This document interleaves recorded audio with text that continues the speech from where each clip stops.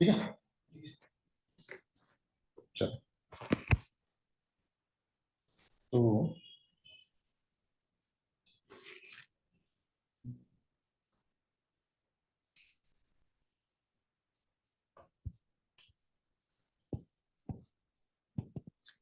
Assurance और दूसरे क्या थे, नॉन अश्योरेंस वाले। मतलब बेसिकली जो अश्योरेंस है ना, वो ऑडिट वाले हैं जिसमें कि स्टैंडर्ड्स जो हैं सारे लगते हैं ऑलमोस्ट।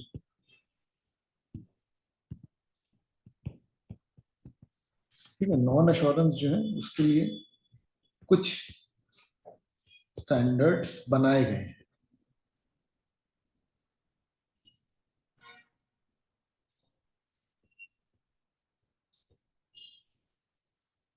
ठीक है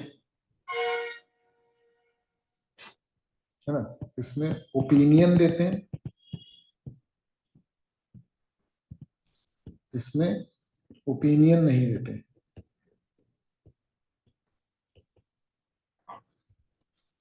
एग्जाम्पल ऑडिट, इसका एग्जाम्पल होगा कंपाइलेशन।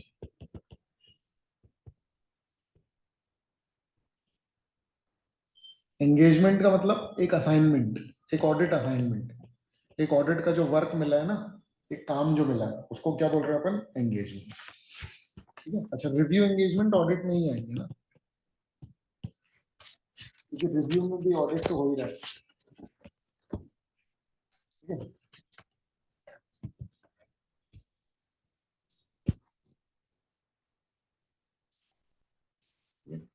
अब देखो, अब है टाइप्स ऑफ अश्योरेंस। देखो, अश्योरेंस का मतलब होता है भरोसा दिलाना। आ रहा है समझ? ऑर्डर जब चेक कर रहा है ना, तो क्या हो रहा है, लोगों को, कौन हो तुम लोग, शेयर होल्डर्स। आ रहा है समझ?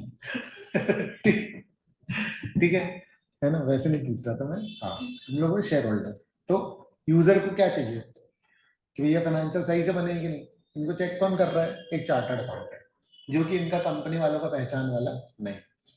आ रहा है समझ? तो भाई, अब इनका ध्यान कौन रख रहा है कि ये कौन ऑडिटर है, क्या है। देखो, एक आम आदमी तो कंपनी में इन्वेस्ट कर रहा है। ठीक है, अभी जैसे आज स्टॉक मार्केट, अगर किसी को पता होगा तो आज मार्केट जो बहुत ज्यादा गिर गया, पता है तुमको? आज एचडीएफसी के शेयर्स 8% तक गिर गए। क्यों? क्योंकि इसके जब फाइनेंशियल रिजल्ट्स खुले, ऑडिटेड रिजल्ट्स, तो उसका प्रॉफिट एकदम से डिप मार गया। और प्रॉफिट डिप मारा तो क्या हुआ, सेल आउट किया। अरे सामने सेल आउट किया तो उसके शेयर्स गिर गए। अरे सामने, ठीक है ना। तो ये ऑडिट एंगेजमेंट वाली बात थी, समझ रहा है? ये सब इंपॉर्टेंस की बात है। टाइप्स ऑफ अश्योरेंस में एक टाइप का अश्योरेंस जो है वो है एब्सोल्यूट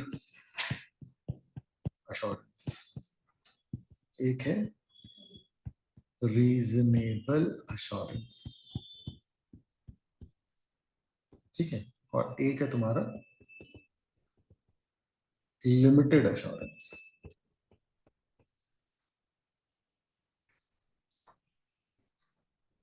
ये है ऑडिट, ये जो है ये है इन्वेस्टिगेशन।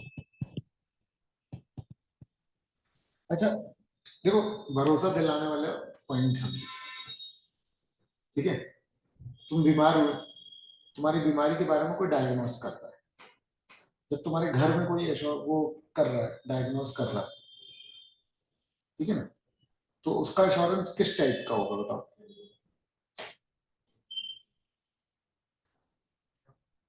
तुमको कुछ बीमारी है, ठीक है ना, तो घर वाले जो असेस कर रहे हैं कि क्या हुआ है तुमको, वो कैसा वाला इंश्योरेंस है? रीजनेबल क्यों? क्योंकि उनको एक्सपर्टीज नहीं है। बिल्कुल सही, परफेक्ट। अरे समझ, डॉक्टर अगर एश्योरेंस देगा तो कौन सा वाला देगा? लेकिन कब कब अपन मानेंगे कि डॉक्टर का एश्योरेंस एब्सोल्यूट है? एग्जैक्टली, समझ में आ रहा है कि ना, तुम समझते हो ऑडिट को ऑलरेडी। पॉइंट ये है कि एब्सोल्यूट आप जब तक 100% एकदम चेक नहीं कर लेते, तब तक आप उसके बारे में श्योरिटी से नहीं कह सकते। समझ में आ रही है बात? ठीक है ना। एब्सोल्यूट एश्योरेंस मतलब एक तरीके से कह लो पूरा चेक करना, ठीक है ना। रीजनेबल एश्योरेंस में 100% चेक नहीं कर रहे हैं,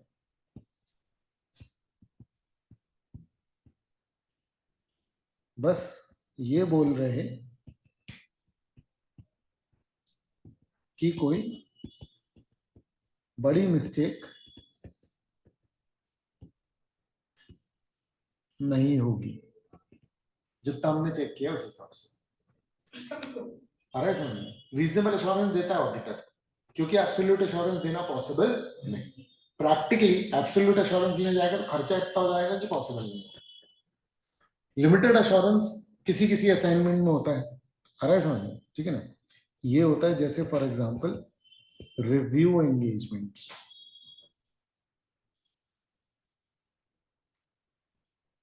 ठीक है।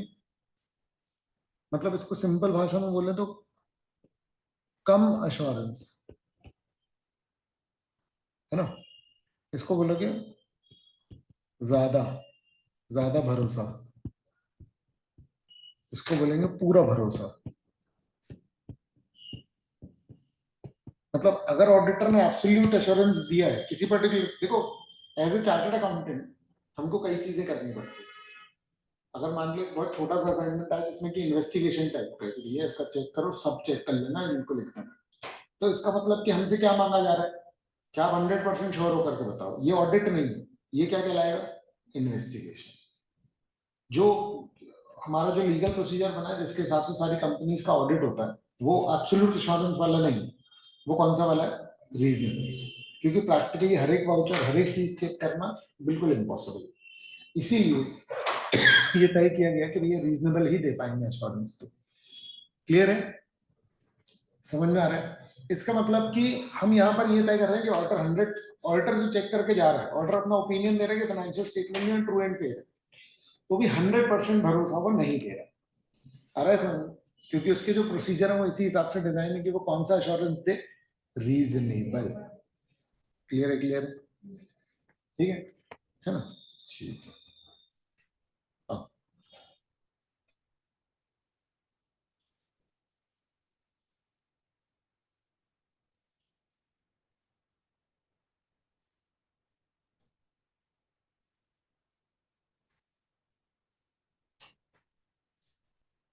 ठीक है ना, ये क्लियर है ना। तो याद रखना हम लोग किसकी बात करने वाले हैं, ऑडिट की, ठीक है। ये एब्सोल्यूट एश्योरेंस मतलब सर्टिफिकेशन, इसके एग्जांपल क्या है, सर्टिफिकेशन और क्या है, इन्वेस्टिगेशन टाइप। अगर आप इन्वेस्टिगेशन करने जा रहे हो तो मतलब फिर थोड़ी भी गलती नहीं होनी चाहिए, ऑडिट करने जा रहे हो तो थोड़ी गलती हो सकती है।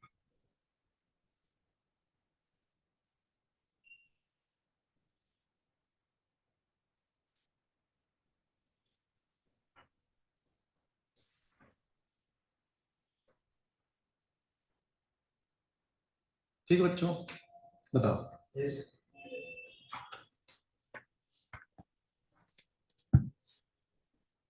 ठीक है ना।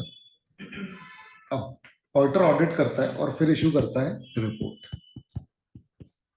ठीक है ना। एक जेनरिक अपन लोग देख लेते हैं, अदरवाइज तो इसका पूरा चैप्टर हमको डिस्कस करना है। ऑफिशियली इसको बोला जाता है दो नाम से, अनमॉडिफाइड रिपोर्ट और बोला जाता है दूसरा मॉडिफाइड रिपोर्ट। बच्चों अनमॉडिफाइड का मतलब होता है क्लीन रिपोर्ट, मतलब कि अच्छी रिपोर्ट है ये। इसका मतलब कि ऑडिटर ये कह रहा है कि भैया हमने जो चेकिंग की उसके हिसाब से हमको अकाउंट्स में कोई गड़बड़ नहीं लगी, इन लोगों ने जितने भी अमाउंट दिखा रखे हैं, जितने खर्चे इनकम असेट लायबिलिटी दिखा रहे हैं, वो सब ठीक ठाक वैल्यू पर आ रहे हैं।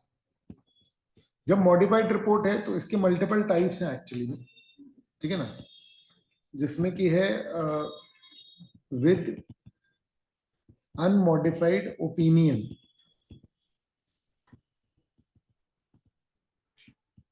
और दूसरा है विद मॉडिफाइड ओपिनियन, ठीक है। अनमॉडिफाइड ओपिनियन का मतलब ये है देखो ये है सबसे क्लीन रिपोर्ट, ये जो रिपोर्ट है ये क्लीन है, लेकिन इसमें कुछ मैटर्स एम्फेसाइज किए। तुम इसको सामान्य भाषा में समझोगे तो तुम समझ में आएगा। ऑडिटर जो है इस अनमॉडिफाइड रिपोर्ट में ऑडिटर शेयर होल्डर से मुखातिब है चेकिंग करने के बाद। रिपोर्टिंग के समय बोल रहा है कि भैया मैंने देख लिया, कोई रीजनेबल एश्योरेंस दे सकता हूं मैं कि सब कुछ ट्रू एंड फेयर है। आ रहा है समझ? इन जनरल ऑडिटर पर 100% वैसे भी आप भरोसा नहीं कर सकते हो, क्लियर है? लेकिन उसने रीजनेबल एश्योरेंस दे दिया तो इन जनरल अपनी मान के चल सकते हैं कि हाँ ठीक ठाक है, कोई ऐसी प्रॉब्लम नहीं होगी। एपरेंट मिस्टेक तो नहीं। अगर बहुत ही एकदम 30 मार्क का टाइप छुपा रखे हैं उसमें फ्रॉड रॉड करके, तो फिर अलग मैटर है। आ रहा है समझ? ऑडिटर को ये साबित जरूर करना पड़ेगा उसने अपना काम ढंग से किया, समझ में आ रहा है? ऑडिटर कोई ऐसा नहीं है कि चोर पकड़ना उसके लिए कंपल्शन होगी, क्योंकि भैया अगर बहुत ज्यादा चुरा करके रखा है, किसी ने छुपा करके रखा है, तो फिर भैया मैं नहीं पकड़ सकता चोर को। अरे समझ? बट मैंने जितने पैसे लगाए उसमें नहीं लगा। अगर लेकिन तुमने लापरवाही की तो फिर उसके ऊपर बात आएगी, है ना? अच्छा, ऑडिटर जब चेक कर रहा था तो उसको कुछ गड़बड़ नहीं है, मतलब कुछ चीजें, कुछ लेजर जो अमाउंट उसको सही से नहीं आ रही, मैनेजमेंट को बता रहा है आपकी इन्वेंट्री सही नहीं दिख रही। मैनेजमेंट कह रहा है कि भैया इसके अलावा और कोई चारा है नहीं। आ रहा है समझ? ठीक है ना? या मैनेजमेंट नहीं मान रहा, कह रहा है कि नहीं नहीं भैया हम दिखाएंगे, इन्वेंट्री हमारी तो एनआरबी पे दिखेगी। वो कह रहा है कॉस्ट तुम्हारी कम है, कह रहे नहीं नहीं हम तो एनआरबी पे दिखाएंगे। तो ऑडिटर जो है वो मॉडिफाइड ओपिनियन दे देगा फिर, ये वाला, जिसमें वो बोलेगा कि भैया देखो जो वो है ना वो सही से नहीं दिख रहा है, मतलब आपके जो इन्वेंट्री की वैल्यू सही से नहीं दिख रही और उसके चक्कर में प्रॉफिट इतना सही से नहीं दिख रहा है। देखो यूजर को दिखाना है अपने को, यूजर जो है उसको अपने को रिपोर्ट करनी है। तो यूजर जो है उसको मैं सिर्फ ये नहीं बोल सकता कि हाँ स्टॉक गड़बड़ा है। अरे समझ, मुझे उसको बताना पड़ेगा देखो स्टॉक गड़बड़ है, स्टॉक गड़बड़ के कारण प्रॉफिट इतना गड़बड़ है, इसके गड़बड़ के कारण ये, मतलब जितने इम्प्लीकेशन है मुझे एकदम यूजर फ्रेंडली बनाना है। किसके लिए? यूजर के लिए। ये स्टैंडर्ड्स ने बोला हुआ है 700। अच्छा, अब क्या होता है ना कि कुछ बीच के मैटर है, उतनी गड़बड़ भी नहीं है, पर वो, अब जैसे मान लो नासा है, नासा जानते हैं? अरे समझ, ठीक है, नासा ने बोला कि भैया हमारा एक सैटेलाइट है, हमारे करीब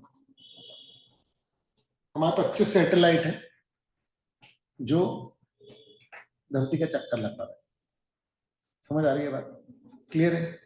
अब ऑर्डर क्या बोलेगा? बोले तुम इसको अपनी बैलेंस शीट में दिखा रहे हो, तुम अपनी बैलेंस शीट में दिखा रहे हो उसको 400 करोड़ का, तो 400 करोड़ का असर देख क्या है ढंग का है कि नहीं? तो अब उसको स्पेस में तो नहीं भेज देंगे। तो पॉइंट ये है कि प्रैक्टिकली इम्पॉसिबिलिटी टाइप की हो गई। यहाँ पर फिर ऑडिटर जो है वो हो सकता है कि कैसा वाला दे, क्लीन रिपोर्ट दे, लेकिन वो दे दे कि भैया देखो ये जो है ये चेक नहीं हो सकता क्योंकि एकदम धरती की दिशा में और उसको कोई चेक नहीं कर सकता, तो भैया हम यहाँ पर इसको एम्फसाइज कर रहे हैं, इसके आप लोग ध्यान रखें, ऐसा टाइप का। आप पॉइंट समझ गए अनमॉडिफाइड ओपिनियन का? समझ में आ रहा है? क्लियर है? ठीक है ना? जैसे कोई किसी के स्टॉक स्टॉक पुलिस ने जब्त कर लिया, उससे मांगा नहीं दे रहे हैं, लेकिन है उतनी वैल्यू नहीं की है। समझ में आ रहा है? इस तरीके से तो रिपोर्टिंग कई प्रकार की करता है कौन? ऑडिटर। ठीक है ना? अगर ऑडिटर 100% तो नहीं बोलना चाहिए, ऑडिटर अगर सेटिस्फाइड है बुक से कि हाँ भाई सब सही है, जितना उसने चेक किया उसमें सब सही है, 100% चेक नहीं करता ऑडिटर, कैच करता है, सैंपल चेक नहीं करता है। आ रहा है समझ में? ठीक है ना? तो कौन सी रिपोर्ट इशू करेगा वो? ठीक है ना? तो देर इज नथिंग स्पेशल जो कि शेयर होल्डर की नजर में लाया जाए। आ रहा है समझ में? ठीक है ना? तो इसमें कुछ मैटर्स को वो एम्फसाइज करेगा अनमोडिफाइड, बट एक्चुअली इसका ना स्टैंडर्ड ही ये कहता है EOM। EOM का मतलब क्या होता है? Emphasis of matter. समझ में आ रही है बात? ये सब मर्ज कर दी है वैसे। तो पॉइंट ये कि कुछ मैटर जो है वो स्पेशल है, जिसको कि मैं अपनी रिपोर्ट के जरिए लोगों के सामने हाईलाइट करना चाह रहा हूँ। मैं ये भी नहीं बोल रहा कि वो गलत है, बट मैं चाहता हूं कि लोग इन बातों का ध्यान रखें। ये बातें मटीरियल है, गलत नहीं है। गलत मतलब कि मॉडिफाइड ओपिनियन। समझ में आ रहा है कि कुछ मैटर गलत है। अच्छा, इसमें एक और ओपिनियन होता है, एक ओपिनियन होता है जिसमें कि मैं अपना ओपिनियन छोड़ देता हूँ, उसको कहते हैं डिस्क्लेमर ऑफ ओपिनियन। डिस्क्लेमर का मतलब क्या होता है? नहीं, डिस्क्लेमर का मतलब कि ये इसमें जितनी चीजें छूट रही हैं चेक करना वो इतनी मटेरियल है कि I can not have an opinion on the financial statement. मैं फाइनेंशियल स्टेटमेंट्स पे अपना ओपिनियन फॉर्म ही नहीं कर सकता। मेरा स्कोप थोड़ा इतना लिमिट हो गया है। यानी मान लो 1000 करोड़ की बैलेंस शीट है, मैं कह रहा हूँ कि भैया मैं 600 करोड़ तक का चेक कर पा रहा हूँ और 400 करोड़ का चेक नहीं कर पा रहा हूँ, तो मैं कहां से ओपिनियन दे दूं? ऐसे थोड़ी मैं ओपिनियन दे दूंगा कि 600 करोड़ का ट्रू एंड फेयर, 400 की पूरी वैल्यू जीरो निकली, फिर बहुत मटीरियल हो जाएगा, नहीं आ रहा समझ में। ऐसे केस में ऑर्डर अपना रिपोर्ट में बोलेगा कि भैया I can not say anything. ये क्या हो गया? Disclaimer of opinion. समझ में रहा है? उसमें वो ऐसे लिखेगा कि भैया जो मैं चेक नहीं कर पा रहा हूँ उसका जो वॉल्यूम है वो इतना है कि अगर मान लो वो गलत निकला तो मैं अल्टीमेटली फिर वो मॉडिफाइड ओपिनियन दूंगा। बट सिंस मैं चेक नहीं कर पा रहा हूँ तो मैं कोई ओपिनियन फॉर्म नहीं कर सकता, तो मैं ये बात लिख दूंगा। ये बात कंपनी के लिए बहुत नेगेटिव चली जाएगी। आ रहा है समझ में? क्यों? क्योंकि कंपनी यही चाहती है कि उनको कौन सी रिपोर्ट मिले? अनमॉडिफाइड। पर अगर वो कुछ चेक नहीं करा रहा है तो उसमें लोचा हो सकता है, लोगों को शक आ सकता है। समझ में आ रही है बात? क्लियर है? ठीक है ना? अच्छा, ठीक है। एक ओपिनियन होता है बेटा एडवर्स। मॉडिफाइड में एक आता है एडवर्स। सब एडवर्स वर्ड का मतलब पता है? सबसे बुरा। समझ में आ रहा है ना? तो एडवर्स का मतलब ये हुआ कि भाई ऑडिटर ये बोल रहा है ट्रू एंड फेयर भी नहीं है, फॉल्स और अनफेयर भी है, कुछ भी बता रहे हैं ये लोग अपनी बैलेंस शीट में, पीएनएल में। कुल मिला के ऑडिटर ने रिपोर्ट में लिखा कि इन फाइनेंशियल स्टेटमेंट पे भरोसा मत करो, ऐसा नहीं। वो क्या हो गई? एक तरीके से एडवर्स रिपोर्ट। समझ में आ रहा है? एक मैंने आपको बताया क्या? डिस्क्लेमर ऑफ ओपिनियन, कि भैया मैं चेक ही नहीं कर पा रहा हूँ, इतनी सारी चीजें इन लोगों की छुपी हुई, हमको डेटा ही नहीं दे रहे हैं जो भी। और एक होता है बेटा क्या? Qualified opinion. क्वालिफाइड के भी वैसे दो वो रहते हैं, अरे समझ, ठीक है।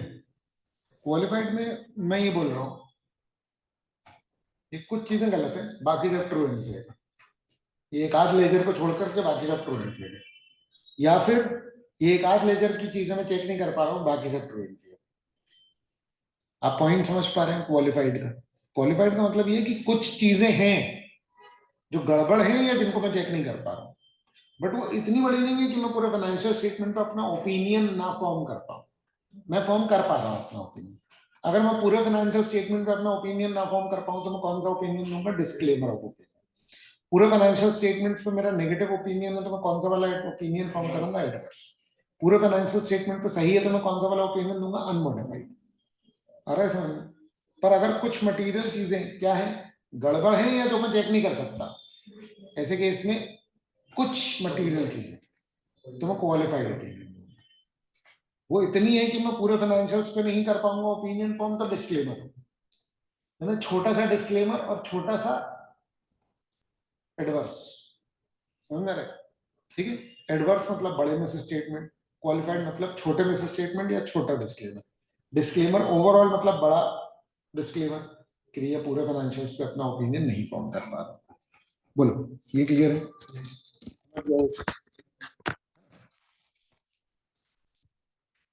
ठीक है, इसका तो हो गया ये, है ना? पूरी लैंग्वेज अपन लोग देख लेंगे, ठीक है। अच्छा, एक और वर्ड, एफआर। एफआरएफ का मतलब होता है फाइनेंशियल रिपोर्टिंग का फ्रेमवर्क,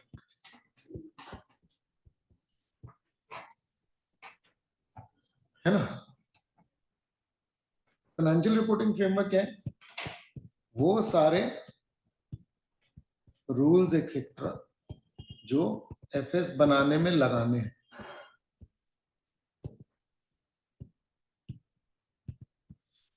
है ना? लीगल, बेसिकली तो लीगल आ रहा है सामने, और प्रोफेशनल। मतलब पॉइंट ये है कि भैया हमारे फाइनेंशियल स्टेटमेंट्स कैसे बनेंगे, इसको लेकर के कानून ने बड़ी सारी बातें कही। तो अगर मैं उनके हिसाब से बना रहा हूँ तो फिर वो क्या है? Financial reporting framework. अब ये फ्रेमवर्क जो होता है वो अलग अलग लोगों का अलग अलग होता है। अलग अलग लोग मतलब देखो, इंडिया लेवल पर अगर हम कंपनी का ऑडिट कर रहे हैं तो इन जनरल एक ही फ्रेमवर्क है, बट बैंकिंग का फाइनेंशियल अलग होते हैं। अरे समझ, इंडिया में कौन कौन सी चीजें फॉलो होती हैं? Indian gap, accounting standard. अब कोई कंपनी मान लो इंटरनेशनली वो है, तो वो इंटरनेशनल अकाउंटिंग स्टैंडर्ड या IFRS फॉलो कर रही है, तो उसका FRF वो अलग होगा। अरे समझ, ऑडिटर जब ऑडिट करने जाएगा तो उसको तय करना पड़ेगा ना। पता चला कि वो अकाउंटिंग स्टैंडर्ड चेक कर रहा है, कंपनी ने क्या निभा रखे हैं, IFRS, फिर तो कचरा हो जाएगा ना। फिर तो हम बोलेंगे, हम सब चीजें गलत बोलेंगे, क्योंकि हम ये थोड़ी बोल रहे हैं कि हम IFRS के हिसाब से ऑडिट कर रहे हैं, हम तो इंडियन अकाउंटिंग स्टैंडर्ड के हिसाब से हम आते हैं, कंपनी एक्ट के हिसाब से ऑडिट करते हैं। अरे समझ, आप हमको अगर कंपनी एक्ट का ऑडिट करने बोल रहे हो तो हम वो चीजें चेक करेंगे जो कंपनीज एक्ट के सेक्शन 128 से 140 के बीच में लिखी हुई। समझ में आ रही है बात? क्लियर है? उसमें 134 के लिए जो फाइनेंशियल है वो सही से बने हैं या नहीं बने, बोलो, ये बात क्लियर है? ठीक है ना? अच्छा, अब इसमें एक दो टाइप के होते हैं फ्रेमवर्क, ठीक है। एक को बोलते हैं अपन कंप्लायंस, ठीक है, और एक को बोलते हैं फेयर प्रेजेंटेशन फ्रेमवर्क।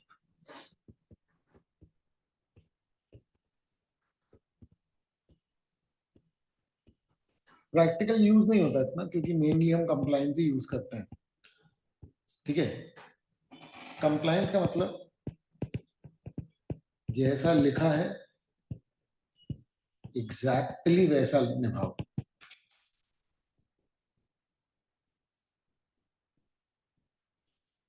US वगैरह में जनरली कंप्लायंस चलता है। देखो पता क्या है, कंप्लायंस मतलब समझो, मान लो कि वोट कितने साल में कर सकते हैं? 18। समझ आ रहा है? जिस दिन वोटिंग हो रही है उस दिन बंदे का बर्थडे अगले दिन है, ठीक है, तो वोट कर सकता है या नहीं कर सकता? नहीं कर सकता। मतलब उसमें एक दिन की समझदारी कम कहलाएगी।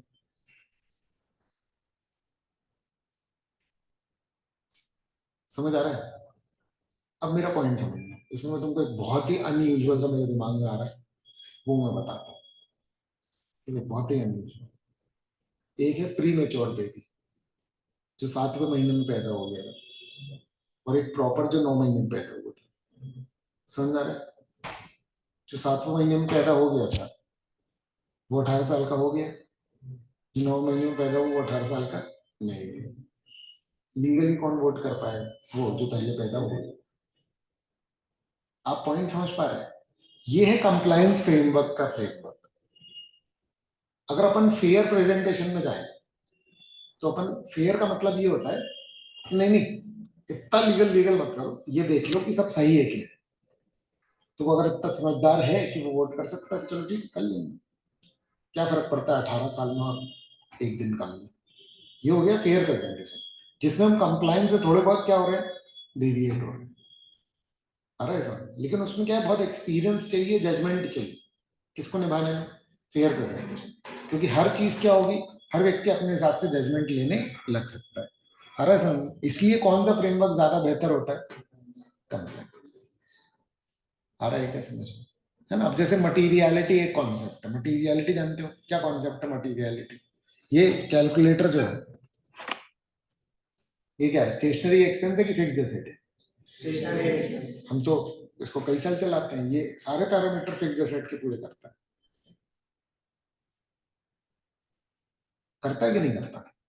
पर हम इसको स्टेशनरी एक्सपेंस में दिखाते हैं, हम इस पर प्रिंसिपल कौन सा लगाते हैं? मटीरियलिटी। 150 रुपए में कोई फर्क नहीं पड़ता, तुम फिक्स्ड एसेट दिखाओ कि खर्चा दिखाते हो। पॉइंट समझ में आ रहा है? तो हम इसको खर्चा दिखाते रहे क्योंकि फेयर प्रेजेंटेशन में कोई फर्क नहीं आता। समझ में आ रहा है? बट अगर कंप्लायंस वाला होता तो क्या बोलता, नहीं ये फिक्स्ड एसेट की डेफिनेशन में आ रहा है, इसको करो, नहीं तो गलत है तुम्हारे फाइनेंशियल। आ रहा है समझ में? ये फर्क है किसमें, कंप्लायंस फ्रेमवर्क और फेयर प्रेजेंटेशन फ्रेमवर्क। क्लियर है? ये सब मैं छोटी छोटी चीजें मैं आपको इसलिए बता रहा हूँ क्योंकि MCQ में ना ये सब चीजें ट्रू फॉल्स में बहुत ज्यादा आती है। आ रहा है समझ में? तो आपको इसका व्यू जो है वो पता होना चाहिए, ये सब बातें स्टैंडर्ड्स में की गई। ठीक है, अब हम आते हैं ऑडिट प्रोसीजर्स पर। ठीक है, ऑडिट प्रोसीजर्स, बच्चों जो ऑडिट प्रोसीजर्स हैं उनका देखो क्या सीन है, ठीक है। एक है रिस्क असेसमेंट, प्रोसीजर्स, ठीक है, और एक है आपके फर्दर ऑडिट प्रोसीजर्स।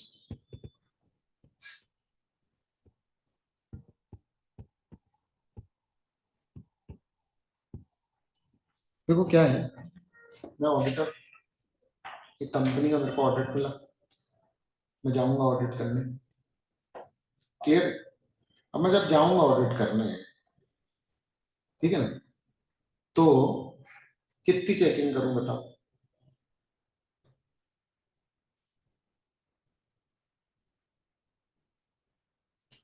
क्या ऐसा हो सकता है कि भाई एक फ्रेमवर्क है हर ऑडिट का कि भैया इतनी इतनी चेकिंग करनी है,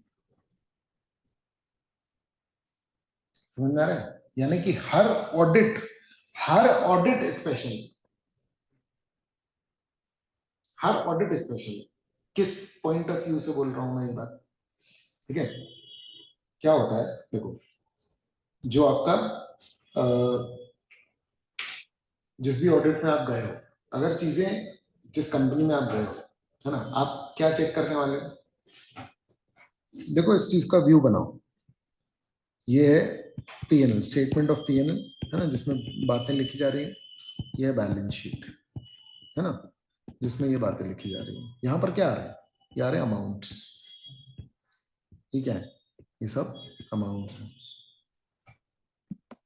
इसको, इस पूरे को अपन लोग फाइनेंशियल स्टेटमेंट बोल रहे हैं। इसमें नोट्स टू अकाउंट्स भी आ जाते हैं, जिसमें लिखा होता है कौन सी अकाउंटिंग पॉलिसी फॉलो करी तुमने, कौन से किसको वैल्यू करने के लिए क्या तुमने लगाया, वो सब सब है इसमें।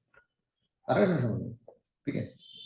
अब जो एक यूजर देख रहा है, यहां पर लिखा हुआ है मान लो कि 2 लाख, तो ये जो है ये कैसा होना चाहिए, ये 2 लाख या इसके आसपास होना चाहिए। तो मतलब कि ऑर्डर क्या बोल सकता है कि हाँ हाँ ये ठीक है, समझ में आ रहा है। ये जितने भी अमाउंट, अब आप एक इमेजिन करो किसी भी एंटिटी को, जैसे हमारी एक एंटिटी है, तो ये फर्नीचर, ये फैन वैन, ये जो एसी है, ये प्रोजेक्टर, कंप्यूटर, कैमरा, लाइट, ये सब फिक्स एसेट का पार्ट होंगे। अरे सर, कुछ खर्चा है जो हर महीने हो रहा है, समझ में आ रहा है। तो सबको पता है कि हाँ यार कुछ खर्चा तो हो रहा है, समझ में आ रहा है। रेंट वेंट का जो मेजर है वो तो सबको समझ में आ रहा है, क्लियर है। अब एग्जैक्टली प्रॉफिट में कितना दिखा रहा हूं, वो सही है कि नहीं है, वो कैसे पता चलेगा, वो होगा ऑडिट से। अरे सर, तो ऑडिटर बेसिकली आएगा, तो अब देखो ऑडिटर एक थर्ड पर्सन, समझ में आ रही है बात, ठीक है। अभी तुम लोग ये कंप्यूटर देख रहे हो, ये मेरा है, कैसे मान लो, तुम लोग रोज देख रहे हो, मैं इसको कुछ भी कर पा रहा हूँ और कुछ नहीं। मैं किसी से ला के रखा हूं, तो मैं पंखे किराए से एक दिन के लिए ला करके लगाए हो, तो आप पॉइंट समझ रहे हो कि लोग कैसे धांधली कर सकते हैं। जो एक थर्ड पार्टी ऑडिटर है वो कुछ नहीं जानता कंपनी के बारे में, तो वो हर अमाउंट पे क्या कर सकता है, शक कर सकता है। समझ में आ रही है बात, ठीक है ना। अब क्या है कि हम जो भी कुछ करेंगे तो हम उसके बिल बिल रख लेंगे। अब मान लो कि ये फैन, एसी, कंप्यूटर, इन सबका अगर हमने बिल रखा हुआ तो क्या होगा, तो मैं उसको बता सकता हूँ कि भैया ये देखो बिल। वैसे तो बिल भी नकली बन सकते हैं, बट क्या होगा ना कि कुछ चीजें देख करके भी उसको सेटिस्फेक्शन आएगा कि हाँ यार ये इनका होगा, कोई दिक्कत की बात नहीं। समझ में आ रही है बात, ठीक है। मान लो कि कोई कार का इंजन रखा हुआ है मेरे पास, मैं बोल रहा हूँ ये हमने खरीदा है क्योंकि हम प्रैक्टिकली बताते हैं बच्चों को। समझ में आ रही है बात, ठीक है। अब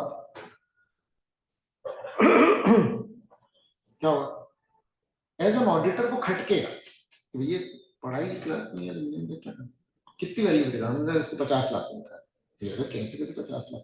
आप पॉइंट समझो, कंप्यूटर की बात को एक बार में मान लो, इसका मैंने बिल भी दिखाया लेकिन वो मान नहीं रहा। वो कह रहा है यार मेरे को पूरा साबित करो ये कैसे रेलिवेंट है और तुम लोग का ही है और तुमने खरीदा है। समझ में आ रही है बात, क्योंकि भैया हो सकता है कि मैं, हाँ हाँ, कॉमर्स की क्लास में इसका क्या कहा। आप पॉइंट समझो, ठीक है ना। ऐसा नहीं है कि मैं गलत बोल रहा हूँ, हो सकता है कि मैं गलत बोल रहा हूँ, हो सकता है कि मैं सही बोल रहा हूँ। वो उस बात के लिए बारे में सवाल करता रहेगा जब तक उसको ये सेटिस्फेक्शन नहीं आता कि ये सच्ची बात है। समझ में आ रहा है? मैंने बोला कि मेरी जो सेल है, मेरी पिछले साल की सेल 20 लाख हुई है। अरे सर मेरा सर्विस रेवेन्यू जो है वो 20 लाख। तो कह रहा है कि भैया कैसे ऐसे कैसे बोल रहे हो 20 लाख? अरे सर मैं बोल रहा हूँ कि देखो इतने बच्चे आ रहे थे, इतनी इतनी इनकी फीस थी, तो ये 20 लाख का रेवेन्यू हो गया। तो वो कह रहा है कि इतने इतने बच्चे आए थे कैसे बनेंगे? समझ में आ रही है बात? ठीक है ना? अब मैंने जो रिसीट इशू की थी वो मैं दिखा रहा हूँ। कह रहा है ये रिसीट तो तुम बना के 6 और बना लो, 600 और बना लो। आप पॉइंट समझ रहे हो? क्लियर है? लेकिन जब अलग अलग होगा, अगर मान लो कि मैंने 4 बच्चों से उसकी बात करवा दी, अरे सर उसने ऐसे इंस्टा स्क्रॉल किया तो उसने देखा हाँ ये तो टीचर्स डे की फोटो है, मतलब कितने बच्चे तो होंगे लगभग उनके पास। अरे सर उसने जनरल देखा कि कुछ बच्चों ने बैंक में फीस डिपॉजिट करी। समझ रहे? इससे उसको अंदाजा ही लग जाएगा। रीजनेबल एश्योरेंस का मतलब समझना। क्लियर है? क्लास में कैपेसिटी कितनी? मैं बोल रहा हूँ कि भैया मेरा जो है 20 करोड़ का रेवेन्यू है पिछले साल का। समझ रहे? वो एक जनरल हिसाब लगाएगा कि यार इतनी बड़ी क्लास है, कितने बच्चे बैठते होंगे, कितनी फीस होगी, तो इतना रेवेन्यू तो नहीं हो सकता। तो मेरे को आप साबित करो। पॉइंट है कि मैं फाइनेंशियल्स गलत दिखा रहा हूँ तो वो मतलब मिस स्टेटमेंट है। समझ में आ रही है बात? क्लियर है? मैंने जितना लिखा है उस अमाउंट को चेक करने के लिए वो ऑडिट में आकर के, अब मैं यहां पर आ रहा हूँ, वो आकर के यहां पर लगाएगा प्रोसीजर्स। समझ में आ रहा है? अब समझना, मान लो कि मेरा 20 लाख का टर्नओवर है, लेकिन क्या हो रहा है, मैं कोई बिल नहीं लेता, सारी फीस में कैसे ले रहा हूँ? कैश। समझ में आ रही है? क्लियर है? अब क्या होगा, अब जब ऑडिटर आएगा मैं उसको बोल रहा हूँ ये मैंने बुक्स में लिखा है, वो कहेगा भैया ऐसे क्या, मैं कह रहा हूँ आते हैं बच्चे। तो अब क्या होगा, उसका काम बहुत बढ़ेगा। आप ऑडिटर के पॉइंट ऑफ व्यू से सोचो, ये असाइनमेंट बहुत रिस्की है जिसमें कि बिल है नहीं, सिस्टम है नहीं। क्यों?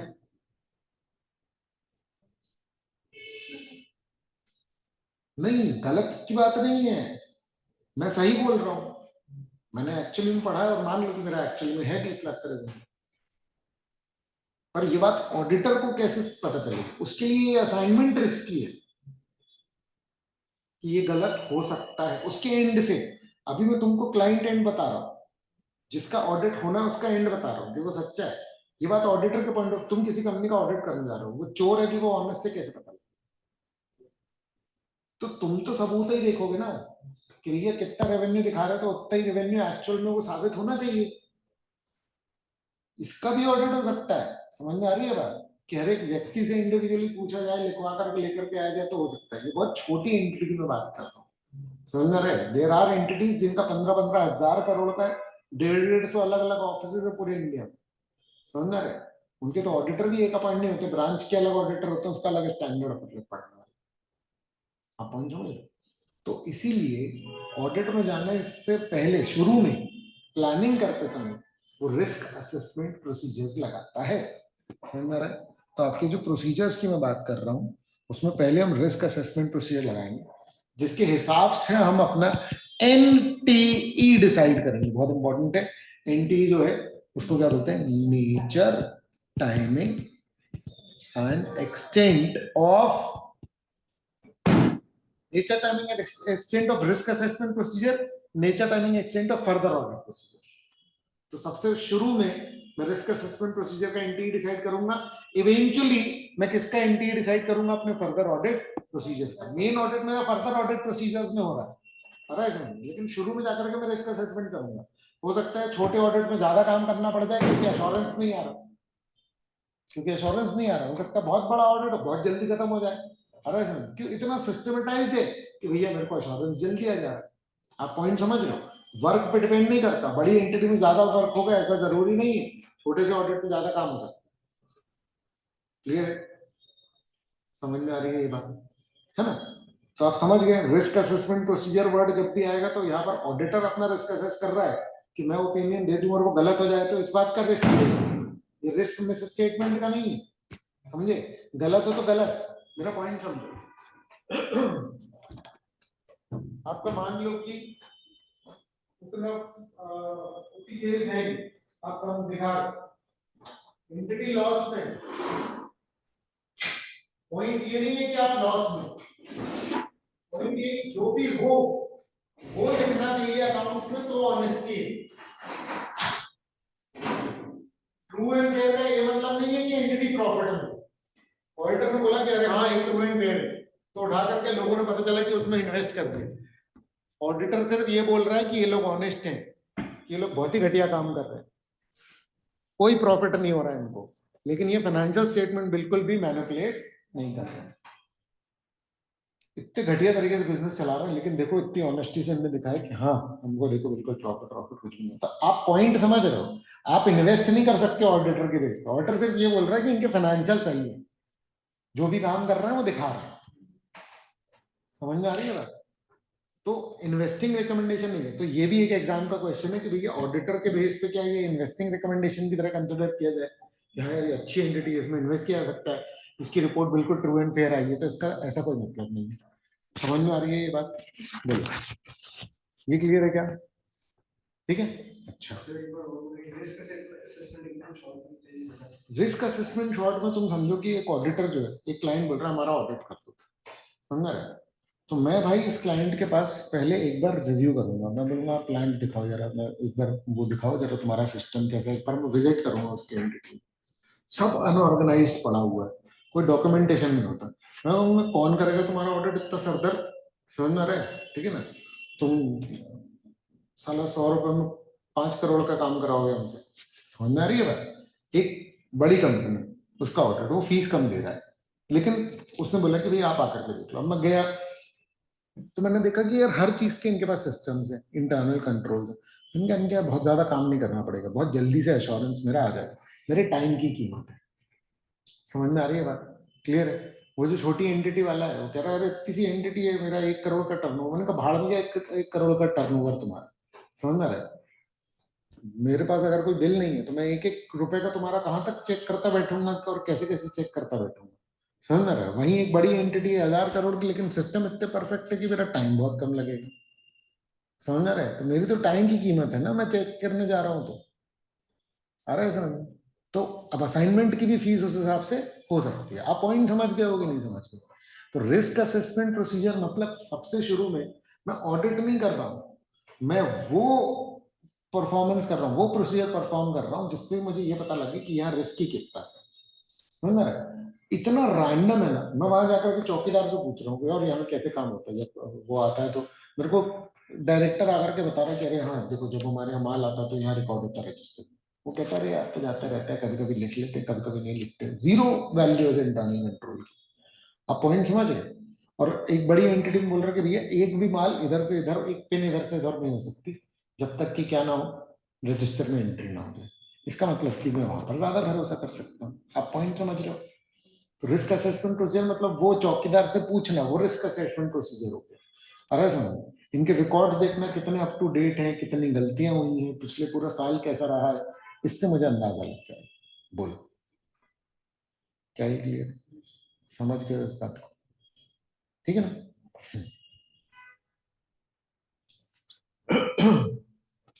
चलो तो फिर क्या हुआ ये, है ना? अच्छा, फर्दर ऑडिट प्रोसीजर के 2 पार्ट जो हैं, समझ गए ना डिस्कस इसके? फर्दर ऑडिट प्रोसीजर के 2 पार्ट जो हैं उनमें से एक है कंप्लायंस प्रोसीजर,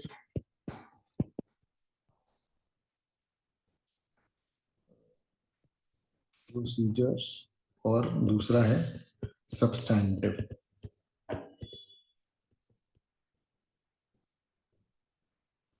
ठीक है? कंप्लायंस प्रोसीजर का मतलब क्या है? Checking of controls. Substantive procedure क्या हो गया? Checking of details.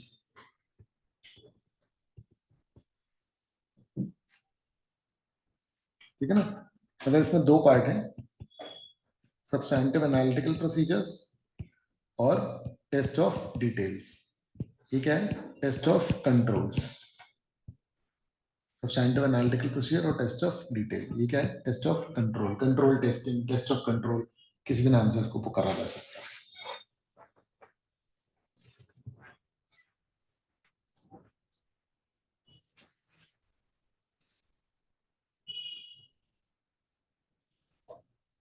Substantive analytical procedures कैसे 520।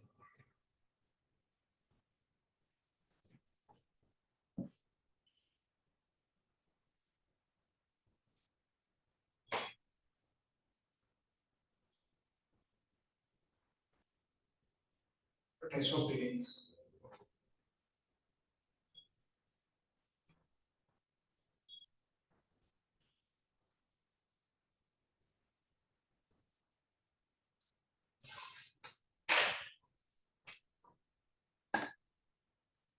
ठीक है, ठीक है ना।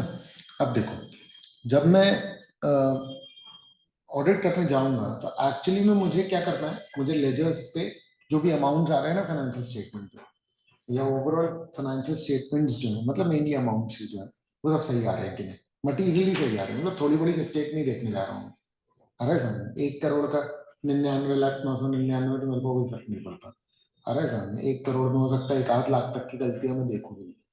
ठीक है, पॉइंट ये नहीं कि 1 आध लाख तक की गलतियां ना देखो, 1 आध लाख तक की गलती कल को निकल जाए मेरे चेक करने के बाद भी, मैंने 1 करोड़ को जाकर के वो कर दिया कि हाँ सही है, ट्रू एंड फेयर है, और उसमें पता चला कि 1 लाख की मिस्टेक थी, तो मेरे को नहीं बोला जाएगा, क्योंकि 1 लाख 1 करोड़ को कोई बहुत बड़ी बात नहीं। समझ में आई ये वाली बात? ठीक है ना, इसको कहते हैं मटीरियलिटी। मैं ऑडिट में जाकर के क्या तय करता हूँ, मटीरियल। जब मैं अमाउंट्स की डायरेक्टली चेकिंग कर रहा हूँ वो कहलाता है test of detail, substantive procedures, वो मैं एनालिटिकल प्रोसीजर उससे करता हूँ। ठीक है, जब मैं तो जब भी जितनी बड़ी एंटिटी होती है, समझना, एक एंटिटी है जिसमें 10 सेल हुई साल की, 10 बार उसने बेची है चीजें, रोल्स रॉयस, अरे समझ, उसमें एक्चुअल सेल है कि नहीं, मैं हर कस्टमर के घर जाके देख लूं, फोटो मंगवा लूं, कितना आसान है ऑडिट। आप पॉइंट समझ रहे हो ना, इसमें दूसरी चीजों में माथा पच्ची है, पर एक ऐसी एंटिटी, ठीक है, जिसने बेची है साल में 1 लाख गाड़ियां, अब साल भर में 1 लाख गाड़ियां अगर बेची है किसी ने, समझ रहे हैं, तो मैं एक एक से तो पता नहीं कर सकता। अब ये बोल रहे हैं 1 लाख बेची है, इतना रेवेन्यू दिखा रहे हैं, तो मैं कैसे चेक करूं? अरे सर, तो मैं उनका सिस्टम समझूंगा कि भैया क्या सिस्टम है तुम्हारा, गाड़ी का बनती है तो क्या करते हो, जब बिकती है तो क्या करते हो। तो मेरे लिए एक कंट्रोल पता क्या हो गया, आरसी रजिस्ट्रेशन। आरसी रजिस्ट्रेशन कितने, अगर वो है तो मैं मान लूंगा कि हाँ इतनी गाड़ी है, फिर मैं नेक्स्ट पे आऊंगा कि कौन सी गाड़ी बिकी। ऐसा तो नहीं कि स्विफ्ट बिकी और तुमने बता दी कि ग्रैंड विटारा बिक गई। समझ में आ रहा है? क्लियर है? तो ये क्या होगा, यही सब चीजें जो है वो हम क्या करते हैं, ऑडिट में देखते हैं। तो हम अगर कंट्रोल देख रहे हैं, आरसी देख रहे हैं, तो वो तुम्हारा क्या हो गया, टीओसी। और अगर मैं मान लो कि एक बिल देख रहा हूँ कि हाँ इस कस्टमर को बेचा है, वो क्या हो गया, टीओडी, टेस्ट ऑफ डिटेल। आ रहा है समझ? क्लियर है ना? तो अब जो है वो अपन चालू करेंगे,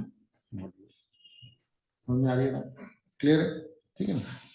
वैसे बहुत सारी चीजें इसमें हमने ऑलरेडी डिस्कस कर ली है, तो वो फटाफट डिस्कस हो जाएंगे। ठीक है ना? ये वाला कल मैंने आप लोगों के साथ डिस्कस किया था, ये कि ऑडिटर की जरूरत क्यों पड़ती है। इसमें इंट्रोडक्शन में कुछ खास बात है नहीं। ठीक है, इसमें मेन ये है कि भाई जो भी लोग इन्वेस्ट करते हैं, ठीक है, जो भी लोग इन्वेस्ट कर रहे हैं, बैंक या फाइनेंशियल इंस्टीट्यूशन जो लोन दे रहे हैं, ठीक है ना, वो सब एक्चुअली में किसको देख रहे हैं कि भैया तुम सही तो बताओ, अरे मुझे लोन चाहिए। बैंक कह रहा है कि नहीं तुम प्रॉफिट ऑफ में होगे तो फिर लोन। मैंने कहा अरे क्या है, घर में बैठ करके बना दिए फाइनेंस, मैंने कहा ये लो प्रॉफिट, दिख रहा है प्रॉफिट। तो अब क्या होगा कि बैंक ऐसे थोड़ी, और बैंक वालों के पास, देखो बड़े एंटिटीज में तो वो चेक करते हैं, हर एक लोन में वो ये नहीं कर सकते ना कि चलो तुम्हारे घर चलते हैं देखते हैं। आ रहा है समझ? वो करेंगे, लेकिन पहले वो क्या करते हैं कि भैया तुम कुछ भी फाइनेंशियल लेकर के आ गए, तो वो बोलेगा क्या, जाओ ऑडिटर से साइन करा करके लेकर के आओ। समझ में आ रही है बात? मतलब वैल्यू किसकी है, ऑडिटेड फाइनेंशियल स्टेटमेंट की। तो ऑडिटेड का इतना भरोसा कैसे कर रहे हैं, समझ में आ रहा है, इतना रिलायंस क्यों कर रहे हैं? ठीक है, तो वो ऑडिट किस तरीके से होता है इससे आपको पता चलेगा। अरे समझ कि भाई क्यों बैंक या ये सब लोग भरोसा करते हैं। हम यूजर्स को क्या देते हैं, अश्योरेंस। अरे समझ, ऑडिटेड फाइनेंशियल स्टेटमेंट्स की हम बात कर रहे हैं, मतलब यहाँ पर बेसिकली इंपॉर्टेंस ऑफ ऑडिटिंग की बात चल रही है। क्लियर है? ऑडिटिंग का ओरिजिन 4th सेंचुरी में कौटिल्य के अर्थशास्त्र में भी इसके बारे में, वो किससे बना था, ऑडायर मतलब टू ईयर, मतलब पहले सिर्फ सभा में आके, राजा की सभा में आकर के लोग बोल देते थे, कि देखो जरा ऐसा ऐसा हुआ, ऐसा ऐसा हुआ, ऐसा ऐसा हुआ, ऐसा ऐसा हुआ। समझ में आ रहा है? पूरे साल का जो लेखा जोखा है राजा के सामने आकर के बोल दिया, तो उसने सुन करके एक तरीके से क्या कर लिया कि चेक कर लिया, अच्छा हाँ चलो ठीक है। तो यही ऑडिट हो जाता था। इसलिए उस वहीं से क्या बना, ऑडायर वर्ड से क्या बना, ऑडिट। समझ में आ रहा है? ठीक है ना? अच्छा, रिसेंट हिस्ट्री में फर्स्ट ऑडिटर जनरल इंडिया का अपॉइंट हुआ था ब्रिटिश इंडिया में 1860 में, जो कि अकाउंटिंग और ऑडिटिंग के फंक्शन दोनों करता था। ठीक है ना? फिर ऑडिटर जनरल का ऑफिस स्टैट्यूटरी रिकॉग्निशन में आ गया, लीगल रिकॉग्निशन में। फिर ये C&AG होता है ना, तो हमारे देश में गवर्नमेंट वाला ऑडिटर होता है जो क्या कहलाता है, कॉम्प्ट्रोलर एंड ऑडिटर जनरल। आ रहा है समझ में? ठीक है ना? तो अब एक तो ऑडिटिंग की पूरी विंग चल रही है अपनी, और एक गवर्नमेंट की अपनी अलग चल रही है। आ रहा है समझ में? ठीक है।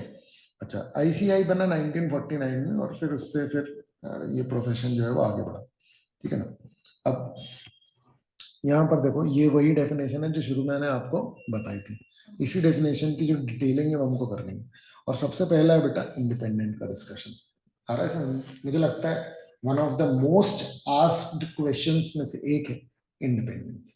समझ में आ रही है बात? ठीक है, इंडिपेंडेंस समझ लो, समझो। ठीक है, तो तुम अगर मान लो कि तुम बहुत सेंसिटिव हो, आ रहा है समझ में? मैं एग्जांपल पे ही है ना, मैं जनरल चिट चैट नहीं कर रहा हूँ। ठीक है, तो तुम बहुत सेंसिटिव हो, मैं सिचुएशन बना रहा हूँ। ठीक है, थोड़ा सा भी कोई कुछ बोले तुमको बहुत बुरा लग जाता, तुमको भी ये बात पता है। अरे ऐसा, और तुम्हारे घर वाले तुमको बहुत अच्छे से जानते हैं। तुम्हारा एक चांस लगा मास्टर शेफ में जाने का, समझ रहे? ठीक है, तो अब तुम क्या कर रहे हो कि तुम ढूंढ रहे हो कि भैया मुझे सही से पता लग जाए तुमने खाना बनाया घर में। अरे ऐसा नहीं, ठीक है, अब बताओ कि वो किसको चखाओगे।